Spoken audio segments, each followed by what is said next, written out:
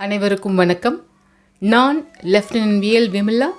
உங்களை மெட்ராஸ் விஎல் விமலா சேனலுக்கு மீண்டும் வரவேற்கிறேன். This channel is all about listening and learning the language and getting motivated. இந்த வீடியோவில் phrasal verbs பற்றி கற்றுக்க போகிறோம். phrasal verb என்றால் என்ன? phrasal verb என்பது புதிய அர்த்தம் ஒன்றை வழங்கும் வகையில் ஒரு வினையடையுடன், அதாவது அட்வர்புடன் அல்லது முன்னுருவு, அதாவது ப்ரிபசிஷனுடன் அல்லது சில சமயங்களில் இரண்டுடனும் சேர்ந்து வரும் வினைச்சொல், அதாவது அட்வர்புடனும் ப்ரிபசிஷனுடன் சேர்ந்து வரும் வினைச்சொல். அதை மரபு சேர்க்கை வினைத்தொடர் அப்படின்னு சொல்லலாம். எக்ஸாம்பிள், லுக் ஆஃப்டர், அதற்கு அர்த்தம் பார்த்துக்கொள். புட் அப் வித், அதற்கு அர்த்தம் பொறுத்துக்கொள். இந்த இரண்டு எக்ஸாம்பிளையும் கவனிச்சிங்கன்னா தெரியும், ஃப்ரேசல் வர்பில் இருக்கிற வார்த்தைகளுடைய அர்த்தத்திற்கும் ஃப்ரேசல் வர்போட அர்த்தத்திற்கும் எந்த சம்பந்தமும் இல்லைன்னு. அதனால்தான் இது மரபு சேர்க்கை வினைத்தொடர் அப்படின்னு சொல்கிறோம். இந்த ஃப்ரேசல் வர்புகளை 4 வகையாக பிரிக்கலாம். ஒன்று செப்பரபிள் ஃப்ரேசல் வர்ப், இரண்டாவது இன்செப்பரபிள் ஃப்ரேசல் வர்ப், மூன்றாவது டிரான்சிட்டிவ் ஃப்ரேசல் வர்ப், நான்காவது இன்ட்ரான்சிட்டிவ் ஃப்ரேசல் வர்ப். இதில் செப்பரபிள் ஃப்ரேசல் வர்ப்ஸ் மற்றும் இன்செப்பரபிள் ஃப்ரேசல் வர்ப்ஸை மிக முக்கியமாக கற்றுக்க வேண்டிய விஷயம். மற்ற இரண்டும் ஓரளவுக்கு தெரிஞ்சுக்கிட்டா போதும். இதில் செப்பரபிள் ஃப்ரேசல் வர்ப்ஸ் அப்படின்னா என்னன்னு பார்த்தோம்னா, ஃப்ரேசல் வர்பில் இருக்கிற வார்த்தை குழுமத்தை பிரித்து டிரெக்ட் ஆப்ஜெக்டை அந்த வார்த்தைகளுக்கு நடுவில் சேர்க்க முடியும். For example, she bailed him out of prison, அதாவது அவள் அவனுக்கு ஜாமீன் கொடுத்தாள். இதில் பெயில்ட் அவுட் அப்படிங்கிற ஃப்ரேசல் வர்புக்கான அர்த்தம் ஜாமீன். இதில் பெயில் அவுட் அப்படிங்கிற 2 வார்த்தையை பிரித்து நடுவில் ஹிம் அப்படிங்கிற டைரக்ட் ஆப்ஜெக்டை கொண்டு வர முடிஞ்சிருக்கு. அதனால தான் இதை செப்பரபிள் ஃப்ரேசல் வர்ப் அப்படின்னு சொல்கிறோம். இரண்டாவது இன்செப்பரபிள் ஃப்ரேசல் வர்ப் அப்படின்னா, ஃப்ரேசல் வர்பில் இருக்கிற வார்த்தை குழுமத்தை அப்படியே தான் பயன்படுத்தணும், பிரிக்க முடியாது. Example, they called off the event at the last moment. இதில் கால்ட் ஆஃப் அப்படிங்கிறதுக்கான அர்த்தம் கேன்சல்ட். இது அப்படி தமிழில் பார்த்தோம்னா, கடைசி நேரத்தில் நிகழ்வை நிறுத்தினர். அப்போ இதில் கால்ட் ஆஃப் அப்படிங்கிற வார்த்தைக்கு அர்த்தம் நிறுத்தி வைக்கப்பட்டது அப்படின்னு புரியுறது. அதில் கால்ட் ஆஃப்ங்கிற வார்த்தைகள் ஒன்றாகத்தான் பயன்படுத்தப்படணும். அதனால தான் இது இன்செப்பரபிள் ஃப்ரேசல் வர்ப். மூன்றாவது டிரான்சிட்டிவ் ஃப்ரேசல் வர்ப் அப்படிங்கிறது ஒரு separable phrasal வர்ப். At the same time அதை பயன்படுத்தும் வாக்கியத்தில் டைரக்ட் ஆப்ஜெக்ட் கண்டிப்பாக இருக்கணும். For an example, take off your jacket or take your jacket off. இதில் take off அப்படிங்கிறதுக்கான அர்த்தம் to remove அல்லது அகற்றவும். இதோட தமிழ் டிரான்ஸ்லேஷன் பார்த்தோம்னா, உங்கள் ஜாக்கெட்டை கழற்றவும். இதில் கவனித்து பார்த்தீங்கன்னா தெரியும், take off your jacket அப்படின்னு எழுதலாம், இல்லாட்டிக்கு take your jacket off அப்படின்னு எழுதலாம். அதாவது ஃப்ரேசல் வர்பை செப்பரேட் பண்ணியும் எழுத முடியும். At the same time jacket அப்படிங்கிற ஆப்ஜெக்டை இது டிமாண்ட் பண்ணுது. அடுத்து பார்த்தீங்கன்னா intransitive phrasal verb. Intransitive phrasal வர்புக்கு ஆப்ஜெக்ட் இருக்கணுங்கிற அவசியம் கிடையாது.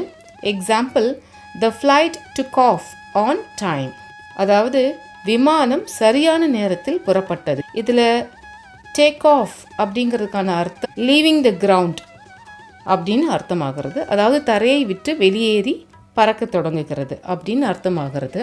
ப்ளீஸ் நோட், டேக் ஆஃப் அப்படிங்கிற ஃப்ரேசல் வர்பை டிரான்சிட்டிவாகவும் பயன்படுத்தியிருக்கோம், இன்ட்ரான்சிட்டிவாகவும் பயன்படுத்தியிருக்கிறோம். இதில் இன்ட்ரான்சிட்டிவாக யூஸ் பண்ணும் பொழுது டேக் ஆஃப் அப்படிங்கிற ஃப்ரேசல் வர்பை ஒரே வார்த்தையாக எழுதியிருக்கிறோம். நெக்ஸ்ட் எக்ஸாம்பிள் பார்க்கலாம். The car broke down suddenly. Car திடீர் என பழுதடைந்தது. ஃப்ரேசல் வர்புன்னா என்னன்னும் அதனுடைய 4 வகைகளை பற்றியும் தெரிஞ்சுக்கிட்ட பிறகு இப்போ நாம் மிக அற்புதமான கட்டத்திற்கு வந்திருக்கிறோம். நாம் இப்போ 10 ஃப்ரேசல் வெர்பை கற்றுக்க போகிறோம். அதுவும் நம்முடைய அன்றாட வாழ்க்கையில் பயன்படுத்தக்கூடிய சமைக்கிறது மற்றும் சாப்பிட்றதும் பற்றியதுமான 10 ஃப்ரேசல் வெர்புகளை கற்றுக்க போகிறோம். ஸோ வாங்க 10 ஃப்ரேசல் வெர்பையும் கற்றுக்கலாம். முதலாவது வார்த்தை பாயில் டவுன். அதற்கான அர்த்தம் reduce the amount of a boiling liquid by allowing it to boil still more. அதாவது கொதிக்கும் திரவத்தின் அளவை அதை இன்னும் கொதிக்க வைத்து குறைக்கவும். அதற்கான எக்ஸாம்பிள் பார்த்தீங்கன்னா boil the sugar syrup till it gets a thick consistency.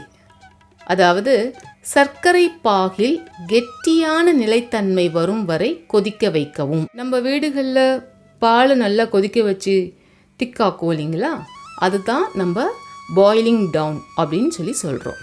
Next expression பார்க்கலாம். Boiling over. அதுக்கான அர்த்தம் it is about a liquid to boil and flow over the sides of a pan. அதாவது இது ஒரு திரவம் கொதித்து பொங்கி பாத்திர பக்கங்களில் வழிதல் பற்றியது. அதாவது நம்ம வீட்டில எல்லாம் தவறுதலாக பாலை பொங்க விட்டுருவோம் இல்லைங்களா, அதுதான் நம்ம என்ன சொல்கிறோம் பாயிலிங் ஓவர் அப்படின்னுட்டு. எக்ஸாம்பிள் பார்க்கலாம். Don't let the milk boil over. அதாவது பாலை பொங்க விடாதே. Next expression bolt down. அதாவது டு ஈட் வெரி குவிக்லி. வேகமாக சாப்பிடுதல். பொதுவாக நம்ம காலை நேரங்களில் ஆஃபீஸ் கிளம்பும் பொழுது வேகமாக சாப்பிட்டுட்டு போவோம் இல்லைங்களா, அப்படி சாப்பிட்டுட்டு போகிறது தான் என்ன சொல்வோம்னாக்கா போல்ட் டவுன் அப்படின்னு சொல்லிட்டு. அதற்கான எக்ஸாம்பிள் பார்த்துக்கலாம். Aaron was in a Hari, so he bolted down his breakfast and rushed to his office. Aaron அவசரத்தில் இருந்தான், அதனால் காலை உணவை சாப்பிட்டு விட்டு அவனுடைய அலுவலகத்திற்கு விரைந்தான். அடுத்த எக்ஸ்பிரஷன் கட் டவுன். அதற்கான அர்த்தம் to reduce the amount of something to consume less, usually to improve one's health. அதாவது ஏதாவது அளவு குறைவாக உட்கொள்ளும், பொதுவாக ஒருவரின் ஆரோக்கியத்தை மேம்படுத்துவதற்காக செய்கிற விஷயம் இது. அதற்கான எக்ஸாம்பிள் பார்த்துக்கலாம். Susan is trying to cut down on the amount of sweets she eats. அதாவது சூசன் தான் சாப்பிடும் இனிப்புகளின் அளவை குறைக்க முயற்சிக்கிறாள். பொதுவாக நம்ம பண்ணுற விஷயந்தான். நம்ம இனிப்பு சாப்பிட்டு அதிகமாக வெயிட் போடுறதோ சுகர் வர வச்சுக்கிறதோ வேண்டான்னு சொல்லிட்டு நம்ம ஸ்வீட்ஸை கட் டவுன் ஆன் பண்ணுவோம் இல்லைங்களா, அதுதான் இங்கே எக்ஸாம்பிளாக கொடுத்துருக்கு. நெக்ஸ்ட் எக்ஸ்பிரஷன் பார்ப்போம். Cut off. அதற்கான அர்த்தம் to remove parts of a food by cutting it. உணவின் பாகங்களை வெட்டி அகற்றுதல். பொதுவாக நம்ம சமைக்கிறதுக்கு முன்னாடி நமக்கு காய்கறிகள் எல்லாம் க்ளீன் பண்ணும்பொழுது வேண்டாத பகுதிகளை வெட்டி தூக்கி போட்டுருவோம் இல்லைங்க, அந்த அர்த்தத்தில் தான் இந்த கட் ஆஃப் அப்படிங்கிற ஃப்ரேசல் வெர்பை யூஸ் பண்ணியிருக்கிறோம். அதற்கான எக்ஸாம்பிள் பார்த்துக்கலாம். Razak cuts off the stem from spinach before cooking it. அதாவது ரசாக் கீரையை சமைப்பதற்கு முன் அதன் தண்டுகளை வெட்டினார். நெக்ஸ்ட் எக்ஸ்பிரஷன் பார்த்துக்கலாம். ஈட் அவுட் அப்படின்னா to eat in a restaurant or a cafe. அதாவது உணவகத்தில் உணவு உட்கொள்ளுதல். பொதுவாக சாட்டர்டே வீக்கெண்ட் அதெல்லாம் வந்துச்சுன்னா உடனே வெளியே ஹோட்டலில் போய் சாப்பிட்றது பழக்கமாக வச்சுருப்போம் இல்லைங்களா, அதை மாதிரி சாப்பிட்றதுக்கு ஈட் அவுட் அப்படின்னு சொல்லிட்டு யூஸ் பண்ணுறோம். அதற்கான எக்ஸாம்பிள் பார்த்துக்கலாம். அவர் doctor instructed us not to eat out. எங்கள் மருத்துவர் வெளியே சாப்பிட வேண்டாம் என்று அறிவுறுத்தினார். அடுத்த எக்ஸ்பிரஷன் பார்க்கலாம். ஈட்டா. அதற்கான அர்த்தம் to eat all the food on his or uh her plate. அதாவது அவனது அல்லது அவளது தட்டில் உள்ள அனைத்து உணவையும் சாப்பிட்டு முடித்தல். அதற்கான எக்ஸாம்பிள் பார்த்துக்கலாம். Roger is a good boy, he has eaten up all his food. அதாவது ராஜர் ஒரு நல்ல பையன், அவனுடைய அனைத்து உணவையும் சாப்பிட்டு விட்டான். நெக்ஸ்ட் எக்ஸ்பிரஷன் பார்த்துக்கலாம். மிக்ஸ் இன்.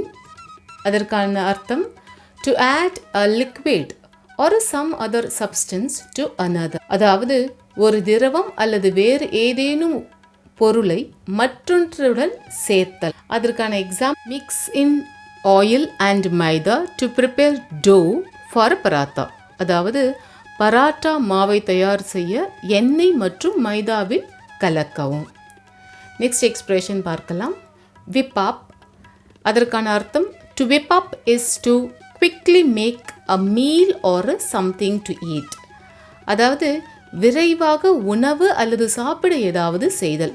இதுக்கு வேறொரு அர்த்தமும் இருக்குது. அதாவது எக்ஸைட் பண்ணுறது, அதாவது உற்சாகமாக்குதல். அதற்கான எக்ஸாம்பிள் பார்த்துக்கலாம்.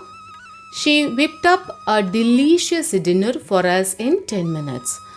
அவள் 10 நிமிடங்களில் எங்களுக்கு ஒரு சுவையான இரவு உணவை தந்தாள். உங்களுக்கு இதுலேருந்து புரிஞ்சிருக்கும்.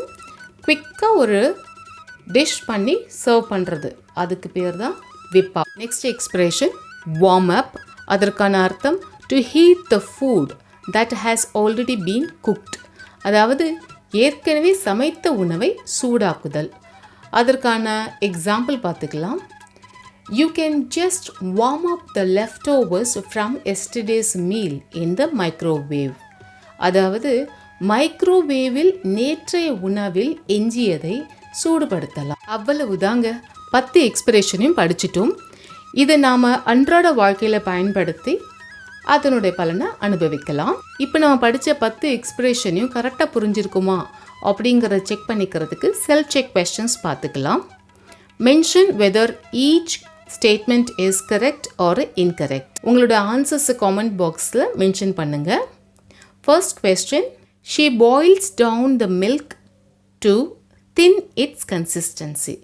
Second statement, he bolted down his lunch and had stomach ache. Third statement, Sundar cuts down on a bitter gourd to reduce his high blood sugar. Fourth statement, Sunita ate out continuously and that made her to fall sick.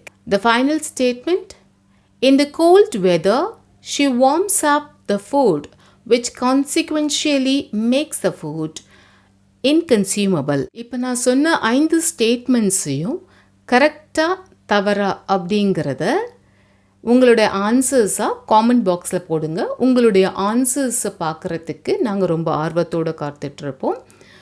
நீங்கள் நம்ம சேனலுக்கு புதுசு அப்படின்னா please do subscribe, like, share and comment the video. இந்த வீடியோவை இறுதிவரை பார்த்தமைக்கு நன்றி. அடுத்த வீடியோவில் சந்திக்கும் வரை டேக் கேர்.